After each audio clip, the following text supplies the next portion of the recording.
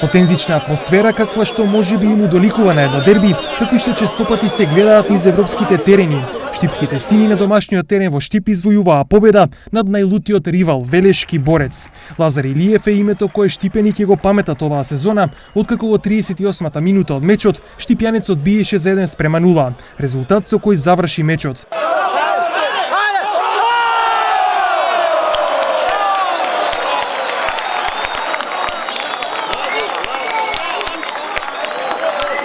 Борец мечот го заврши со играч помалку после прекршокот на Кристијан Николовски, кој заработи црвен картон.